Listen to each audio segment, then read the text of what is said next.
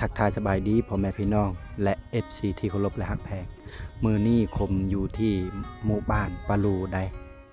ที่ติดกับหมู่บ้านอาตางที่ทุกคนนะครับได้ชมมือวานนี่ได้นี่ทุกคน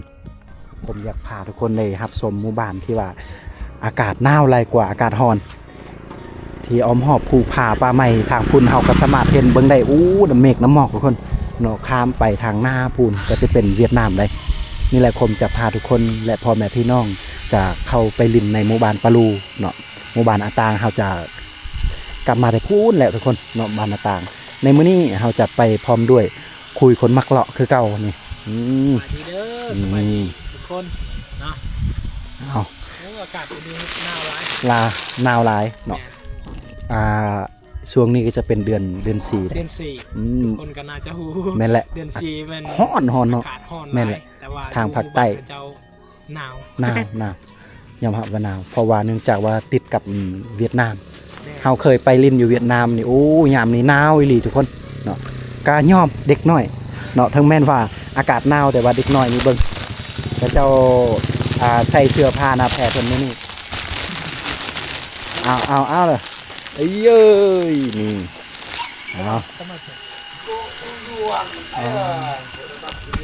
ตัวมาโปรตุยวน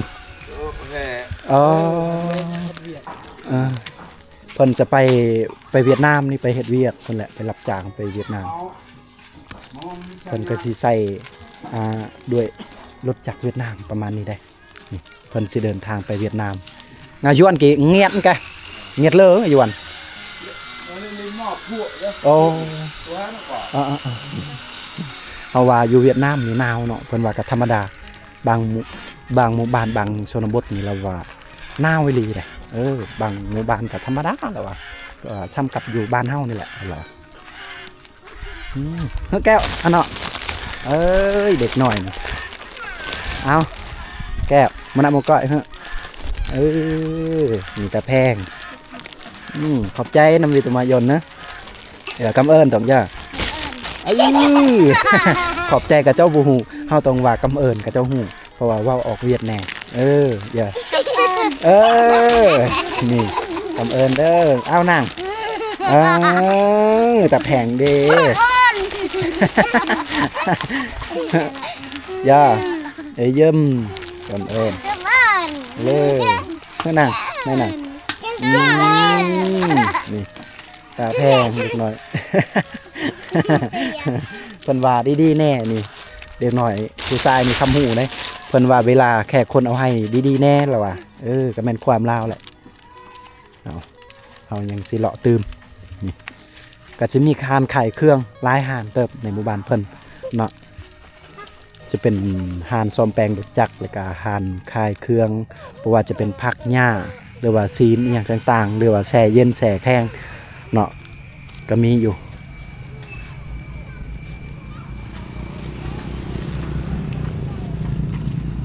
เพื่อนของชาวบ้านเพิ่นกาสีออกทรงเวียดนามแดจักหน่อยได้นี่ทรงใส่น่าจะกระเจ้าจ้างสร้างมาแต่เวียดหมดแหละทรงสไตล์เวียดนาม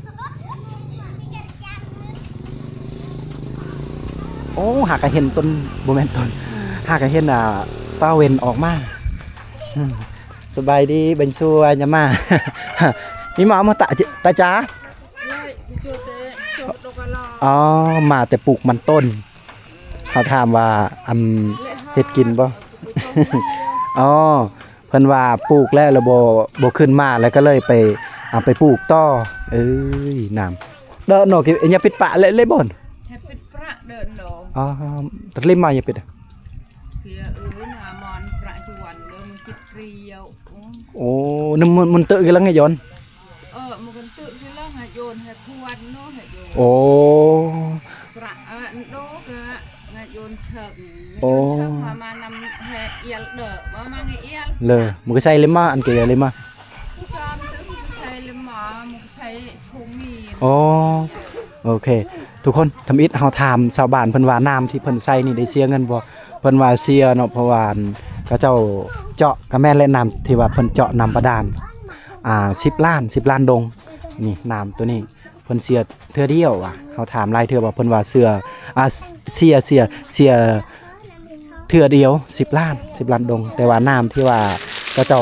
เก็บคือน้ำประปาเขาเจ้าเก็บถ้าเฮาใส่น้ำลายเขาเจ้าสิเก็บเดือนละ 5,000 ว่าซั่น 5,000 กีบนี่ก็สิมีอีกน้ำก็แสดงหวานก็สิมีน้ำสะดวกใส่ได้ในบ้านเพิ่นนี่ก็สิเป็นน้ำก๊อกแบบนี้ แล้วก็สิมีน้ำบาดาลที่เพิ่นใส่โดยน้ำเพิ่นสมัครใส่เอง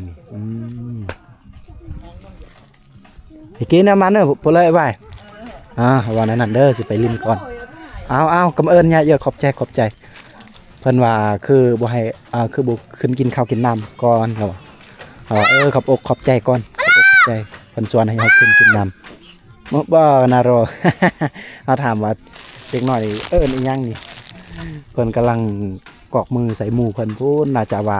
มานี่กินขนมเด้อประมาณนี้อันนี้เฮาเดาเอา โอ้ทางนาเห็นก็เจ้าแปลงบ้านพุ่นเนาะอยู่หน้าพุ่นเลยเขาเจ้ากำลังซ่อมแปลงเฮือนโอ้เด็กหน่อยเอาขนมให้มันเบิดเลยอยู่นี่เด็กหน่อยน่าจะบางคนจะได้กินบางคนก็บ่ได้กินได้เพราะว่าเนื่องจากว่าขนมเฮามันน้อยเนาะ ยายแต่มื้อวานนี่ให้เด็กหน่อย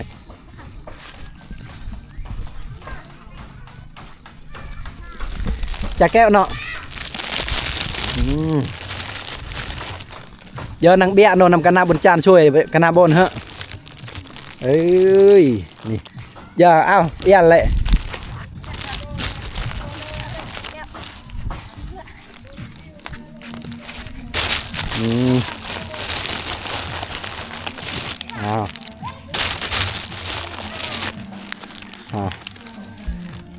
บางคนกับเจ้าคำหูบางคนกับคือว่าแหละเขตชนบทถามว่าเป็นยังเนาะ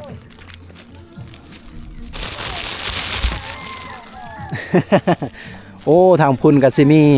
กับเจ้ากำลังซ่อมแปลงเฮือนเพิ่นว่ามานี่แน่ว่าสั่นเอาสิไปเบิ่งเพิ่นเฮ็ดเฮือน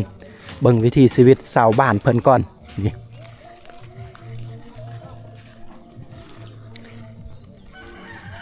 เขื่อนสารบ้านแป้นกับเจ้าประมาณนี้เลยทุกคน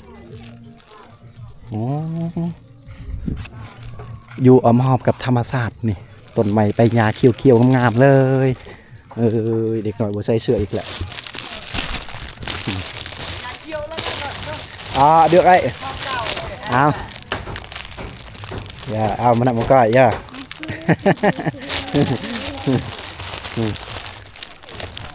อันเนาะจ้าแก้ว แต่แพงแท้นี่กระเจ้านาวนี่มาตามพวงกันมาเปลี่ยนหลังคาใหม่เลยนี่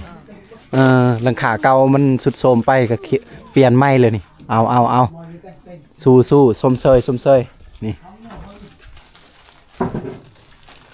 เพิ่นกะสีออมแอมด้วยสังกะสีได้ประมาณนี้ได้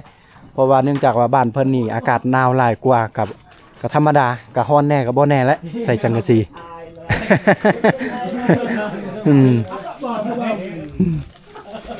ระวังตกเด้อนี่เพิ่นอยู่ข้างในพุ่นแหละนี่เอาอันนี้คือวิถีชีวิตชาวบ้านปะลูได้ใกล้แวลปะลูแวลแห่เลยถึงละ ชาวบ้านปะลูเป็นส้นเผ่ากระโดอยู่เมืองสมุยแขวงสารวันเฮา เดี๋ยว อันนี้คือกระเจ้าเปลี่ยนหลังคาเรือนเมื่อตัวหลังคาตัวเก่ามันสุดโทรมไปเพิ่นก็จะเปลี่ยนตัวใหม่เอานี่แต่ว่าเพิ่นก็สิใส่ด้วยกระเบื้องเด้กระเบื้องสีขาวที่มาแต่เวียดนามเพิ่นซื้อเอาโอ้เพิ่นก็ชวนให้เฮาขึ้นไปกินข้าวแต่ว่าขอบอกขอบใจบ่เป็นหยังเมื่อหน้าเมื่อไหนก่อนเมื่อกินข้าวเพิ่นชวนให้ขึ้น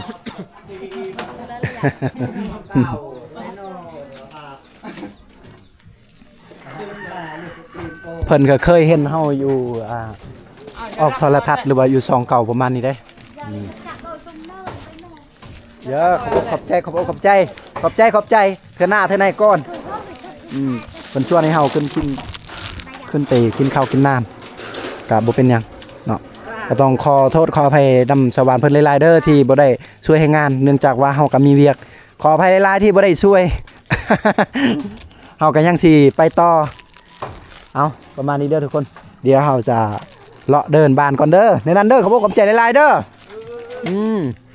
ไปเฮาทีมงานเฮา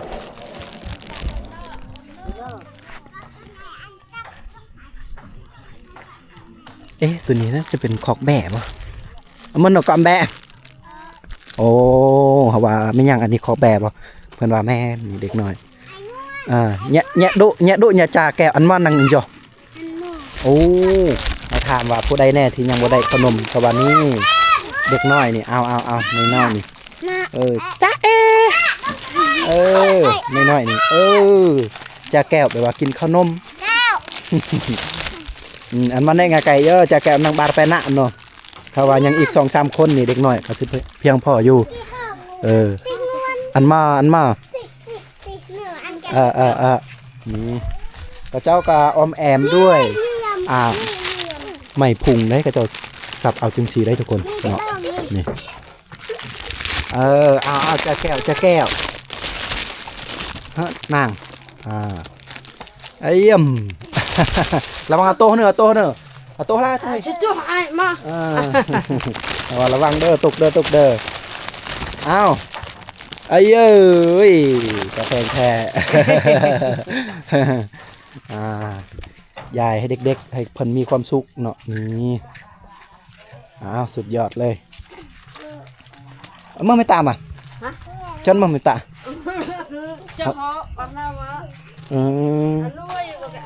เขาถามว่าเฮ็ดหยังอยู่เพิ่นว่ากำลังสิปลูกมากน้ำนี่อยู่สวนเพิ่นนี่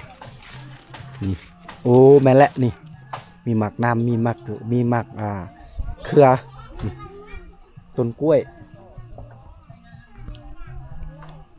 ฝนตกนี่เบิ่งสวนเพิ่นเละไปหมดเลยฝนเห็ดโอ้เปิดเพลงสาวแหล่บ้านหน้าซ้ำทั้งลุมพุ่นยังมีความสุขแท้โอ้ยพุ่นมีแต่ว่าน้ำเมฆน้ำหมอกคนเอ้ยจะเป็นเวียดนามเลยได้พุ่นน่ะอยู่พุ่นเป็นเวียดนามแล้วนี่เอาสีย่างเมื่อไปทางพุ่นแหละทุกคนนี่คือหมู่บ้านปะลูที่ติดกับเวียดนามคือเก่าบ้านเพิ่นนี่เพิ่น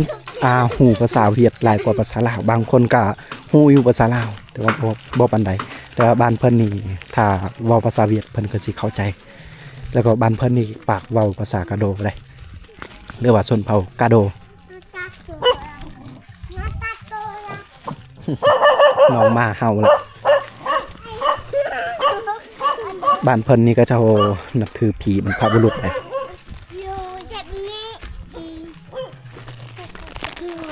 เส้นทางนี้ก็ออก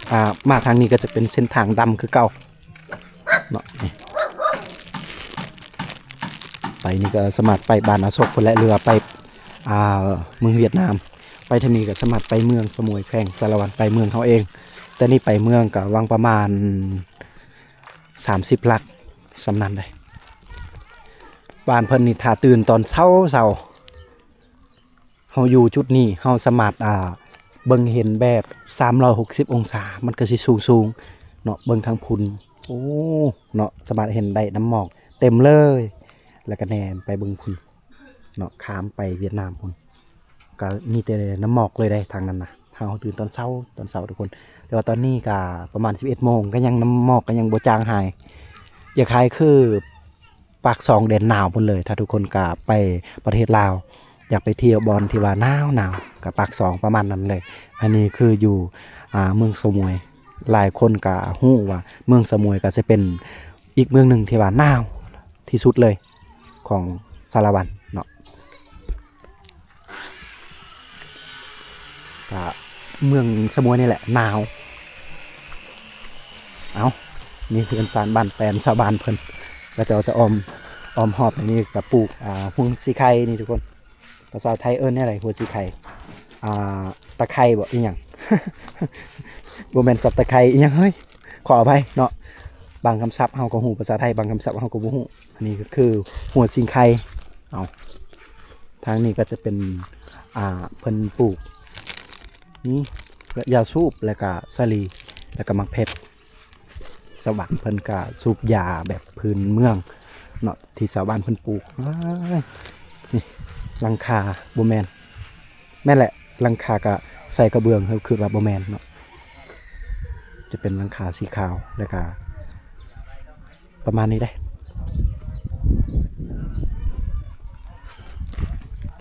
มะพร้าวต้นเตี้ยโอ้ยอยากได้ใส่พันธุ์เดมมะพร้าวต้นเตี้ย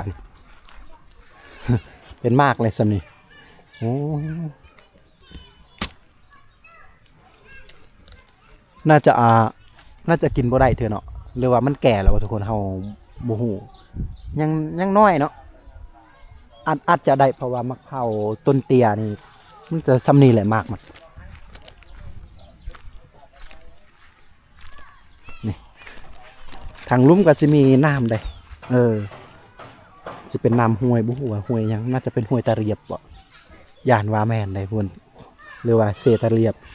เลียบไปทางพุ่นแต่ว่านี่จะเป็นบ้านปะลูอาตาง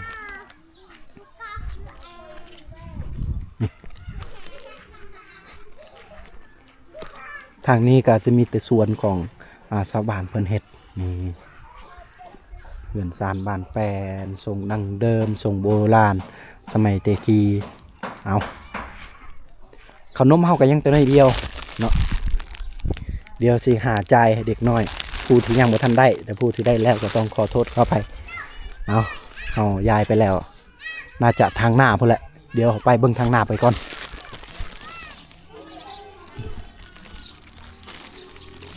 จังแมนแบบเรียบง่ายขนาดเลยหมู่บ้านนี้บ่วุ่นวายยังเลยทุกคนเลยสุดยอดเลยแก้วเนาะแก้วเนาะเห็นเด็กน้อยก็ให้เลยอ้าวเล่นจ้ะบุกินแล้วโอเคอันนี้กล้วยจานเลยอย่าเหอะ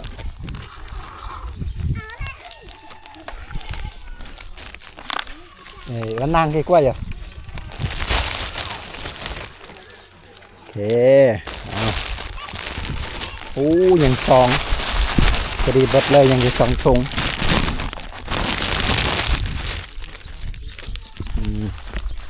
น่าจะให้น้องคุยพันไห้จะหน่อยอีกคนหนึ่งแก้วไม่ว่าอย่าหนึ่งก้อยหนึ่งแnhẹ lưngน่าจะเน็กน้อยนี่สีผิวก็จะขาวได้เขียนนี่เลยพอดีทีมงานเขาขนมเบิดเลย บันนี้ยังแต่เลาะไปละล่าเลยบันนี้มีขนมถ้าเห็นเด็กหน่อยก็กลายไปเลยต้องขอโทษขอไปนำสวรรค์เพิ่นหลายที่ว่าห้ามบ่มีขนม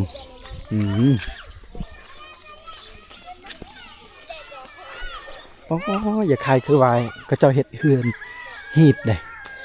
ผมไปดักจึง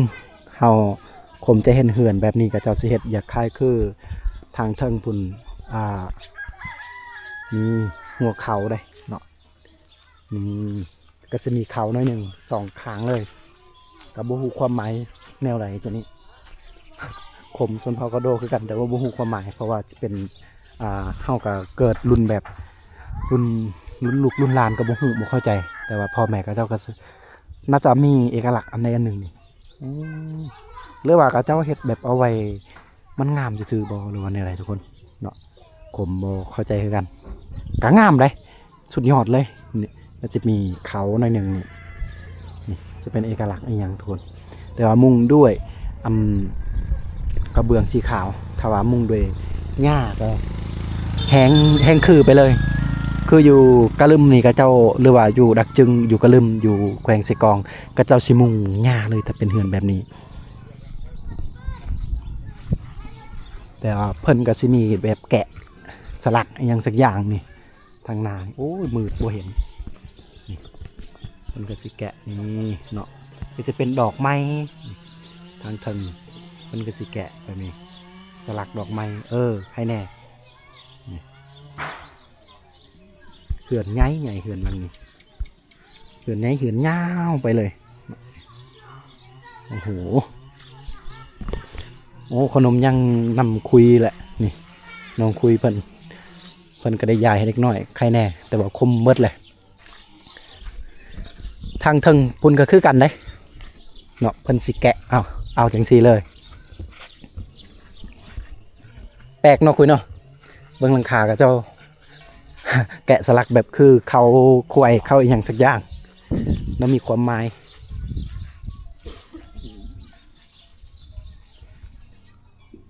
เพิ่นแกะเพิ่นเฮ็ดนี่ก็งามเด้ลวดลายฝีมือ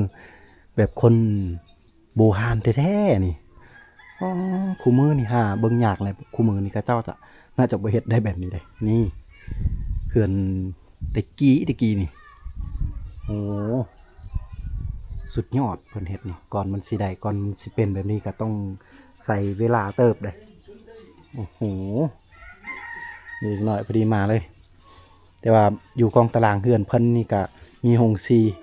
เนาะโฮงซีเข้าน้อยๆโฮงซีครอบครัว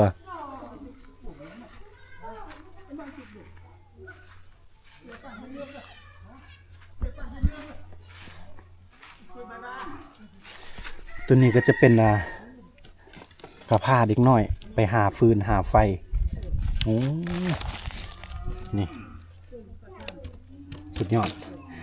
แต่ว่าไม่เห็นและเจ้าของยังแต่เห็นกระพามันก็สิใส่ทรายนี่แล้วนี่ของเด็กน้อยนำไปหาฟืนอ่องใส่ตัวนี้แหละเห็น2-3 เล่มอยู่นี่ เอา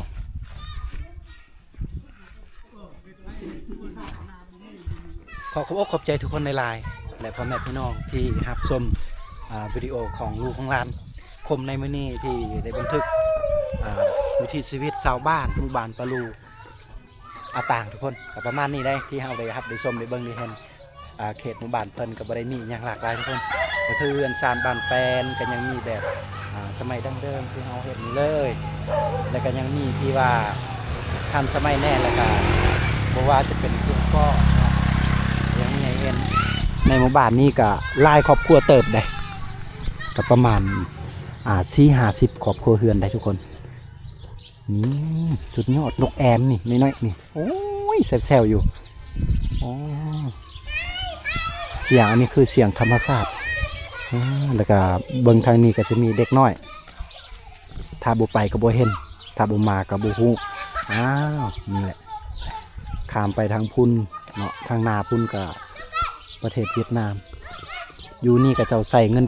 งินเวียดนามแล้วก็เงินกีบถ้าสิเว้าก็เจ้าใส่เงินเวียดนามหลายกว่าเงินกีบโอ้เนื่องจากว่าก็เจ้าไปหามาซื้อเครื่องของอยู่เวียดนามก็ง่ายแน่ทางนี้มันใกล้ๆเวียดนามขอบใจทุกคนขออยู่ดีมีแรงทุกคนสุขภาพแข็งแรงร่ำรวยทุกคนเนาะหวังว่าเทื่อหน้าเฮาจะมีโอกาสได้มาอีกในหมู่บ้านนี้หรือบ้านอื่นก็ฝากติดตามไปนํกันนะใน2คมชนเผ่ากระโดและ2คุยคนมักเลาะมื้อนี้เฮามา2คนมาแต่เมื่อวานนี้ทุกคนโอเคทุกคน